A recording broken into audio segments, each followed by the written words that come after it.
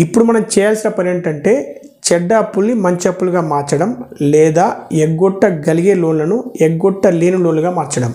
ఇప్పుడు ఒక ఎగ్జాంపుల్ తీసుకుందాం. మీకు ఒక పర్సనల్ లోను 5 లక్షల రూపాయలది ఉందనుకోండి.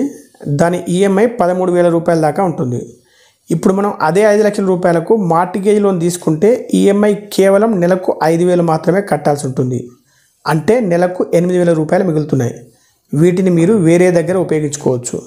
ఈ సందర్భంలో మీరు కట్టాల్సిన నెలలు ఎక్కువగా ఉండొచ్చు, కానీ కావాలంటే మీరు ముందుగానే ఇటువంటి లోన్లను క్లోజ్ చేసుకోవచ్చు. ఇప్పుడు రెండవ ఎగ్జాంపుల్ చూద్దాం. మన పెద్దవారు ఎప్పుడు చెప్పేది ఏంటంటే గోల్డ్ అనేది ఒక గొప్ప ఎమర్జెన్సీ ఫండ్ అని. దాన్ని మనం ఇప్పుడు ఉపయోగించుకుందాం. మీ ఇంట్లో బంగారం ఎవరి వద్ద ఉంటుంది? మీ భార్య వద్ద కానీ, మీ అమ్మ వద్ద కానీ, లేదా మీ అక్క చెల్లెల వద్ద కానీ. మీరు వాళ్ళని ఒప్పించి గోల్డ్ లోన్ తీసుకున్నట్లయితే మీకు చాలా రకాలుగా హెల్ప్ అవుతుంది. ఎలాగంటే మీరు వెంటనే ఏదో ఒక పర్సనల్ లోన్ కానీ క్రెడిట్ కార్డ్ లోన్ కానీ క్లియర్ చేసుకోవచ్చు. ఇంకొకటి, గోల్డ్ లోన్లకు ఈఎంఐ ఉండదు. సంవత్సరానికి ఒకసారి వడ్డీ డబ్బులు ఒకసారి కడితే సరిపోతుంది. అంటే నెల నెల కట్టే ఈఎంఐ డబ్బులు కూడా సేవ్ అవుతున్నాయి. వీటిని మళ్ళీ వేరే ఒక లోన్కు కట్టుకోవచ్చు. ఇక మూడో ఎగ్జాంపుల్ చూస్తే పిఎఫ్ కానీ, పీపీఎఫ్ కానీ, ఎల్ఐసి ఎండోమెంట్ పాలసీలు కానీ వాటి మీద కూడా లోన్ తీసుకోవచ్చు. వాటి మీద వడ్డీ 9% లేదా అంతకంటే తక్కువ ఉండొచ్చు. ఇక నాలుగో ఎగ్జాంపుల్ చూస్తే మీకు ఆల్రెడీ ఒక హోమ్ లోన్ ఉందనుకోండి. దానికి టాపప్ లోన్ తీసుకోండి.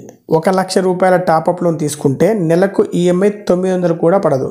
కానీ అదే 1 లక్ష రూపాయలకు పర్సనల్ లోన్ తీసుకుంటే ఈఎంఐ 3,000 పైన ఉంటుంది. క్రెడిట్ కార్డ్ అయితే ఇంకా ఎక్కువ. టాపప్ లోన్ తీసుకొని అంత మొత్తానికి పర్సనల్ లోన్ కానీ క్రెడిట్ కార్డ్ డ్యూ కానీ కట్టేయచ్చు. ఇక ఐదో ఎగ్జాంపుల్, మీరు హోమ్ లోన్ ఇచ్చిన బ్యాంక్కి వెళ్ళి లోన్ టెన్యూర్ని పెంచుకోండి. అంటే కట్టే సమయాన్ని పెంచుకోవడం. మీ హోమ్ లోన్ ఇంకా 10 సంవత్సరాలు ఉందనుకోండి. దాన్ని 15 సంవత్సరాలకు పెంచుకున్నారనుకోండి. మీరు నెలకు కట్టే ఈఎంఐ తగ్గిపోతుంది.